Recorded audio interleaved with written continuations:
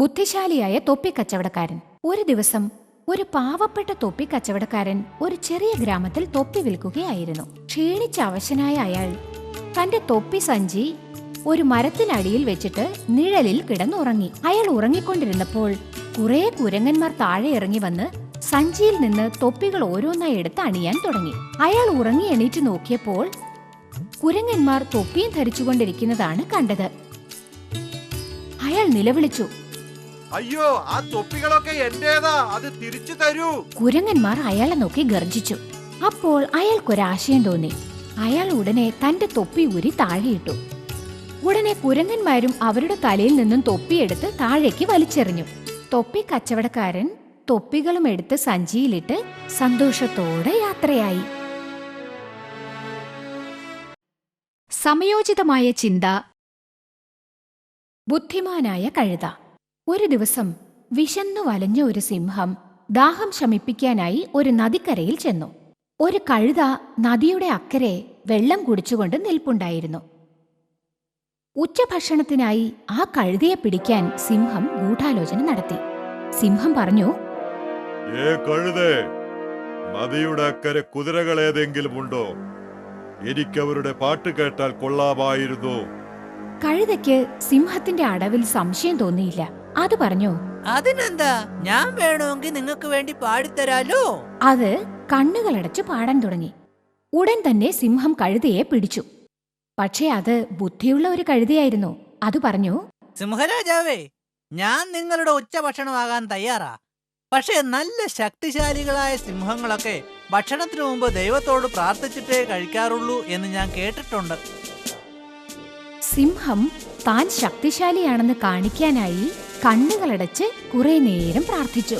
തക്ക സമയം നോക്കി കഴുത ഓടി രക്ഷപ്പെട്ടു. അങ്ങനെ ബുദ്ധിയുള്ള കഴുത സിംഹത്തെ പറ്റിച്ചു. ബുദ്ധി സാമർഥ്യം ജീവൻ രക്ഷിക്കും. കുറുക്കനും മുന്തിരിങ്ങയും. ഒരു ദിവസം ജാക്കി എന്ന കുറുക്കൻ മുന്തിരിത്തോട്ടത്തിൽ നടക്കുമ്പോൾ ധാരാളം മുന്തിരിങ്ങ തൂങ്ങിക്കിടക്കുന്നത് അവൻ കണ്ടു. അവന്റെ നാക്കിൽ നിന്ന് വെള്ളം ഒലിക്കാൻ തുടങ്ങി. ഈ മുന്തിരിങ്ങയ്ക്ക് നല്ല മധുരമായിരിക്കും, ഇതെങ്ങനെയെങ്കിലും തിന്നണം എന്ന് പറഞ്ഞ് അവൻ മുന്തിരിങ്ങ പറിക്കാനായി ചാടി നോക്കി. പക്ഷേ അത് ഉയരത്തിലായിരുന്നതിനാൽ അവന് പറിക്കാൻ കഴിഞ്ഞില്ല. പിന്നെയും ചാടി നോക്കി. പക്ഷെ അവൻ താഴെ വീണ് മുറിവേറ്റത് മാത്രം മിച്ചം. പിന്നീട് അവൻ ഇങ്ങനെ പറഞ്ഞുകൊണ്ട് അവിടെ നിന്ന് സ്ഥലം വിട്ടു. അയ്യേ, ഈ മുന്തിരിങ്ങ പൊളിക്കും, എനിക്ക് വേണ്ട. കുറുനരിയും കാക്കയും. ഒരു കുറുനരി വല്ലാതെ വിശന്നിരിക്കുകയായിരുന്നു. അവൻ ഭക്ഷണത്തിനു വേണ്ടി നാലുപാടും തേടി നോക്കി. ഒരു കാക്ക വായിലൊരു റൊട്ടി കഷ്ണവുമായി ഇരിക്കുന്നത് അവൻ കണ്ടു. കാക്കയുടെ പക്കൽ നിന്നും അത് തട്ടിയെടുക്കാൻ അവൻ തീരുമാനിച്ചു. അവനൊരാശയം തോന്നി. അവൻ കാക്കയെ നോക്കി പറഞ്ഞു, കാക്കേ കാക്കേ, നീ വളരെ സുന്ദരിയാ. എനിക്ക് വേണ്ടി ഒരു പാട്ട് പാടാമോ? നിന്റെ ശബ്ദം നല്ല മധുരമുള്ള ശബ്ദമാണെന്ന് എനിക്ക് അറിയാം. കാക്കയ്ക്ക് വളരെ സന്തോഷമായി. അവൾ പാട്ടുപാടാനായി വായ തുറന്നു. പക്ഷേ റൊട്ടി കഷ്ണം വായിൽ നിന്ന് താഴെ വീണു. അപ്പോൾ കുറുനരി ആ റൊട്ടി കഷ്ണം എടുത്ത് തിന്നിട്ട് അവിടെ നിന്ന് ഓടിപ്പോയി. മറ്റുള്ളവർ പ്രശംസിക്കുന്നതിൽ മയങ്ങരുത്. അഭിനേതാവായ കാക്ക. ഒരിക്കൽ ഒരു കാക്ക ഒരു മനോഹരമായ മയിലിനെ കണ്ടു. അതിനും മയിലിനെ പോലെ സുന്ദരനാവണം എന്ന ആഗ്രഹം തോന്നി.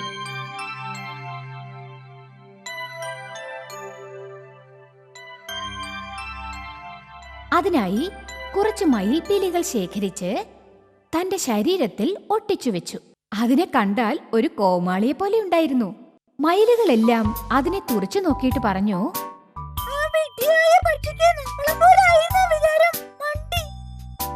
എന്നിട്ട് അവ പറന്നുപോയി. അതിന്റെ കൂട്ടുകാരായിരുന്ന മറ്റു കാക്കകളൊക്കെ അവന്റെ കൂട്ടുകെട്ട് ഉപേക്ഷിച്ചു. ഇപ്പോഴാണ് കാക്കയ്ക്ക് താൻ ചെയ്ത വിഡ്ഢിത്തം മനസ്സിലായത്. അവൻ കൂട്ടുകാരുടെ സമീപം ചെന്നു പറഞ്ഞു, പ്രിയപ്പെട്ട കൂട്ടുകാരെ, എന്നോട് ദയവായി ക്ഷമിക്കണം. വീണ്ടും നിങ്ങൾ എന്റെ കൂട്ടുകാരാവണം. എന്റെ വിഡ്ഢിത്തം എനിക്ക് മനസ്സിലായി. ഞാൻ വീണ്ടും കാക്കയായതിൽ അതിയായ സന്തോഷമുണ്ട്. വഞ്ചകരുടെ പ്രശംസ ജയിക്കില്ല. ബുദ്ധിയുള്ള കാക്ക. ചിൻറ്റു ഒരു ബുദ്ധിയുള്ള കാക്കയായിരുന്നു. അവൻ ഇര തേടി വീട്ടിൽ നിന്ന് പറന്നു. അതൊരു നല്ല വേനൽക്കാലമായിരുന്നു. എനിക്ക് വല്ലാതായിക്കുന്നല്ലോ. അവൻ പറഞ്ഞു. എന്നിട്ട് വെള്ളം അന്വേഷിക്കാൻ തുടങ്ങി. എല്ലായിടവും തേടി നോക്കിയിട്ടും എവിടെയും വെള്ളം കണ്ടില്ല. ഒടുവിൽ അവനൊരു കുടം കണ്ടു. അതിൽ വളരെ കുറച്ച് വെള്ളമേ ഉണ്ടായിരുന്നുള്ളൂ. അതവന് കുടിക്കാൻ പറ്റിയില്ല. എന്ത് ചെയ്യണമെന്ന് ആലോചിച്ച കാക്ക എനിക്കൊരാശയം തോന്നുന്നു. അവൻ കുറച്ച് കല്ലുകൾ പെറുക്കിയെടുത്തുകൊണ്ട് വന്ന് അവ ഓരോന്നോരോന്നായി ആ കുടത്തിലേക്ക് ഇട്ടു. അതിലെ വെള്ളം മുകളിലേക്ക് ഉയർന്നു വന്നു. കാക്ക വെള്ളം കുടിച്ചു. വെള്ളം കുടിച്ച കാക്ക സന്തോഷത്തോടെ പറന്നുപോയി. അധ്വാനിക്കുന്നവൻ ഫലമനുഭവിക്കും. ആമയും മുയലും. ഒരു ദിവസം ആമയും മുയലും ഒരു ഓട്ടപ്പന്തയത്തിന് തയ്യാറായി. എല്ലാ മൃഗങ്ങളും ഈ ഓട്ടപ്പന്തയം കാണാൻ ഒരുമിച്ചു കൂടി. കുരങ്ങൻ വെടി പൊട്ടിച്ചപ്പോൾ രണ്ടുപേരും ഓടാൻ തുടങ്ങി. മുയൽ വളരെ വേഗതയിലോടി. പക്ഷെ പെട്ടെന്ന് ആമ വളരെ പിന്നിലായി. എന്തായാലും ഞാൻ ജയിക്കുമെന്ന് ഉറപ്പാ. അതുകൊണ്ട് ആമ വരുന്നതിനുള്ളില് ഒരു ചെറിയ ഉറക്കം ഉറങ്ങിക്കളയാ എന്നു പറഞ്ഞ് മുയൽ അടുത്തുള്ള ഒരു പുൽത്തകിടിയിൽ കിടന്ന് ഉറങ്ങാൻ തുടങ്ങി. ആമ മെല്ലെ മെല്ലെ നടന്ന് മുയലിനെ കടന്നുപോയി. മുയൽ എണീറ്റ് നോക്കുമ്പോൾ ആമ വിന്നിംഗ് പോസ്റ്റിൽ വിജയിയായി നിൽക്കുന്നതാണ് കണ്ടത്.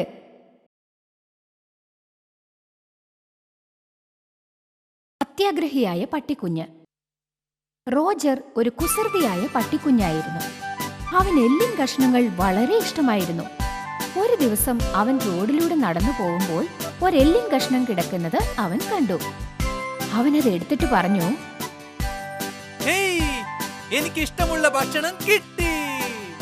അതും കടിച്ചു പിടിച്ചുകൊണ്ട് അവൻ വീട്ടിലേക്ക് പോയി. പോകുന്ന വഴിക്ക് അവൻ ഒരു പാലം കടക്കുകയായിരുന്നു. അവൻ താഴെ വെള്ളത്തിലേക്ക് നോക്കിയപ്പോൾ മറ്റൊരു പട്ടി വായിലൊരു എല്ലിൻ കഷ്ണവുമായി നിൽക്കുന്നത് അവൻ കണ്ടു. റോജർ ഭയങ്കര അത്യാഗ്രഹിയായിരുന്നു. അമ്പടാ, മറ്റൊരു എല്ലിൻ കഷ്ണവും കൊണ്ട് മറ്റൊരു പട്ടി. അതെങ്ങനെയെങ്കിലും അവന്റെ കയ്യിൽ നിന്നും കൈക്കലാക്കണം. അവൻ ആ പട്ടിയെ നോക്കി കുരച്ച് പേടിപ്പിച്ച് എല്ലിൻ കഷ്ണം പിടിച്ചെടുക്കാൻ തീരുമാനിച്ചു. അങ്ങനെ കുരയ്ക്കാനായി വായ തുറന്നപ്പോൾ ആ എല്ലിൻ കഷ്ണം അവന്റെ വായിൽ നിന്ന് നദിയിലേക്ക് വീണു. കാരണം അവൻ കണ്ടത് സ്വന്തം പ്രതിച്ഛായയായിരുന്നു. അത്യാഗ്രഹം പെരും ഛേദം.